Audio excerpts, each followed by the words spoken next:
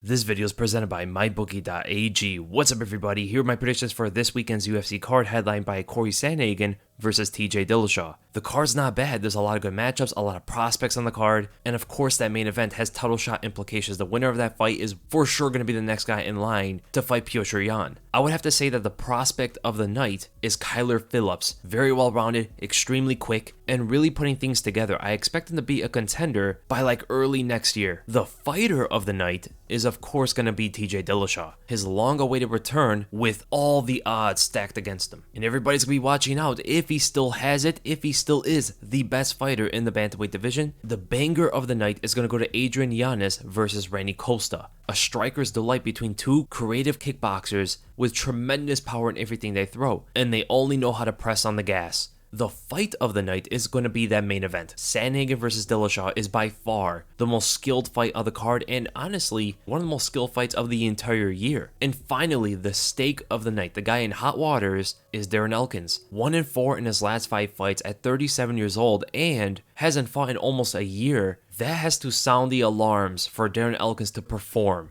And with all that, we're going to go right to Adrian Yanez versus Randy Costa. I am super excited about this fight. I mean, both guys go for the finish, but with different methods. An easy way to understand this fight is Adrian Yanez is tighter with everything he does. His punches are tighter, his movements are tighter, his angles are tighter, and he has to get in close because of his shorter reach and put together the combinations. Randy Costa, on the other hand, is the opposite. Everything's wide and long. His stance is wide, his strides are very long, his punches come from wide angles, his kicks come from wide angles as well. And automatically, you can kind of think how Adrian Yanez on paper has the advantage here because, number one, straight punches beat looping punches. And number two, because Costa moves in long strides all around the cage, it's going to give the shorter strides of Yanez better opportunities to counter him and land first. The more steps you take, the more in position you are to throw your strikes. And Adrian Yanez is a masterful counterpuncher. That pull right hand counter of his is dynamite, man. His uppercuts of Randy Costa wants to dip in for that high kick. And what I will say is, if Adrian Yanez gets inside on Randy Costa and pressures him, he gets into like closer boxing range, Randy Costa is going to be in trouble. Because he has such an open guard, Adrian Yanez should be able to land those combinations pretty freely in close range. And due to his hand speed and just general power, I don't know if Randy Costa could take too many of those shots, man. Costa's of course going to have the advantage from far range. His kicks and his long looping punches and long right straight are going to be a bit of an issue for Yanez to get in on. But if Yanez turns into a counterpuncher from a distance, his chances of winning do rise up.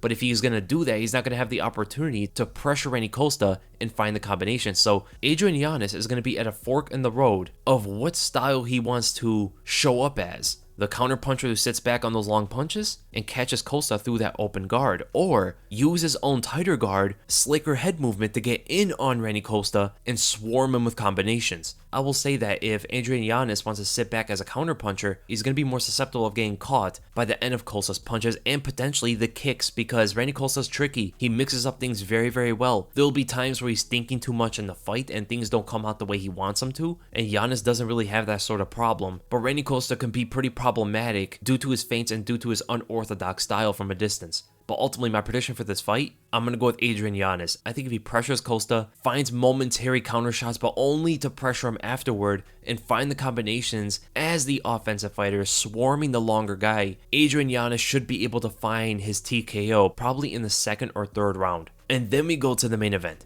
Cory Sandhagen versus TJ Dillashaw. Man, this is such an interesting fight for many different reasons. There's X factors. There's too many important X factors in this fight, and they all go against TJ Dillashaw. There's so many things he's going to be fighting against. You know, his age, the layoff, no EPO, and the fact that he's admitted that he hasn't been really watching the sport that much and he's been focusing on other things outside of fighting, such as other businesses and stuff. I mean, the guy's 35 years old. You don't see many 35-year-olds come out on top in the bantamweight division. 2-year layoff is definitely going to be significant. No EPO. How's his confidence going to be in this kind of fight? And while he's been focusing on his businesses, what has Cory Sandhagen been doing this whole time? He has absorbed himself into the game. He's been fighting, he's been competing, he's been training, he's been watching the competition. And he's a young 29-year-old finally hitting his prime. And there's rumors that Cory Sandhagen used to get the better of TJ Dillashaw in training. This is when TJ was toward the top of his game, but Sandhagen was just a young buck finding himself in the sport. and it very well can be because of that 5'11" height and 70-inch reach. Not only that, Cory Sandhagen is super fast and athletic, definitely going to be able to keep up with TJ's athleticism and speed. But what I will say is TJ is definitely more tricky than Sandhagen is. Historically, besides I would say the Frankie Edgar fight, Cory really needs that first round to get going to figure out the opponent. Then he starts to get trickier, his lethality increases in the fight, he looks for the finish more and more as the fight plays out, and that all comes down to his calculations and confidence.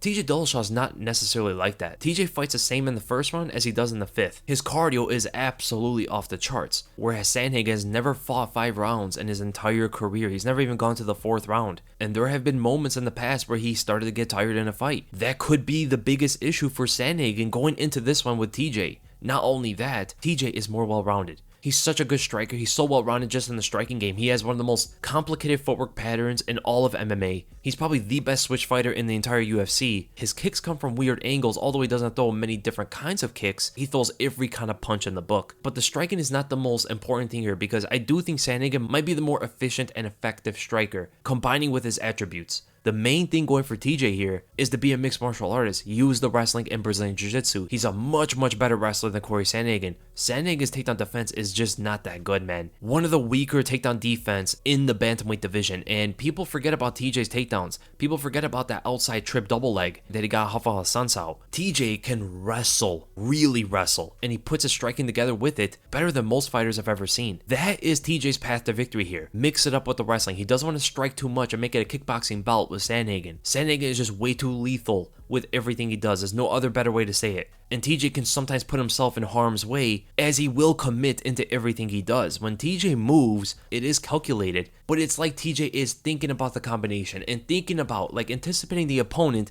to fall into his trap. So he just goes for it every single time. Even if they don't fall into the trap, he goes for the entire sequence. And that will get him caught sometimes. And you cannot fight that way against Cory Sandhagen, man, because Sandhagen is very hard to track down. And while TJ is exploding forward and exposing himself, Sandhagen is just downloading the data, and it's going to be about time before he finds that flying knee or a head kick that puts TJ out, because TJ likes to dip a lot. Dip to the right, to the left, and to the center, and that is just super dangerous fighting someone like Sandhagen. Not only that, TJ has a very crouched stance when he's in action. From a distance, he's more upright and shuffling his feet. But when he gets in striking range, you will see him always crouch his stance, and I think Sandhagen is going to take advantage of leg kicks. I think he's going to take advantage of head kicks, and potentially uppercuts and jabs are going to be some of the biggest weapons for him. So my prediction for this fight, I'm going to go with Cory Sandhagen. I think there's just way too much that TJ is fighting against here. If TJ was not suspended and he was a little bit younger, he was involved and more active in fighting, I would probably think that TJ would beat Cory Sandhagen because that wrestling factor might be a little bit too much for Sandhagen to thwart off. But due to TJ being 35 years old, 2 years out of the game, off EPO, not involved in the sport on his time off, not growing outside of it, I think he might have fallen behind the competition. And he's not getting an easy one here. Cory Sandhagen is one of the best fighters in this division. He might even prove to be one day, very soon, the best fighter in the bantamweight division. I don't think so,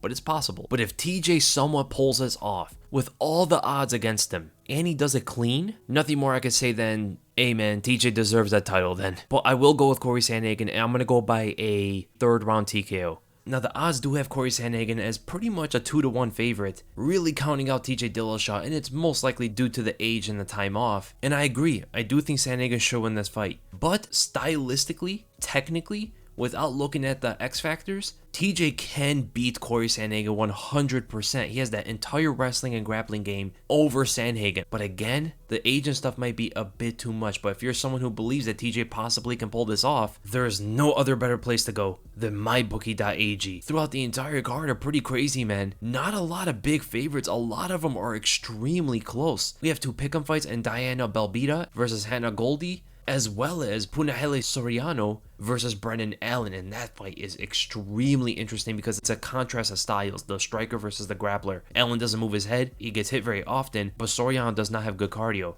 and we don't know how great his takedown defense is. Macy Barber is an underdog against Miranda Maverick, and I think that's a competitive fight. I agree with the odds on that one. Darren Elkins is barely an underdog. Even Aspen Ladd and Macy Kiasen isn't that far off either. So there's definitely a lot of opportunities to go and bet on these fights, and parlays are there as well. Some of the best ways I've been getting the bang for my buck have been from parlays. Really picking the safer options But of course, with the more picks, the better the multiplier is and you can maximize your earnings. Just go sign up with mybookie.ag today and you'll get the deposit bonus, where MyBookie will match up your first deposit halfway all the way up to $1,000. All you have to do is use the promo code WEASEL when you join. That's promo code WEASLE to take advantage of MyBookie's sign up offer. Visit mybookie.ag today, where you bet, you win, and when you win, you get paid. And honestly, not much else to say about the betting odds. I pretty much went over the ones that kind of stand out, but for the most part, I agree with the entire card. So I hope you guys enjoyed the predictions. If you did, make sure to thumbs up, drop a comment, subscribe, and I'll see you guys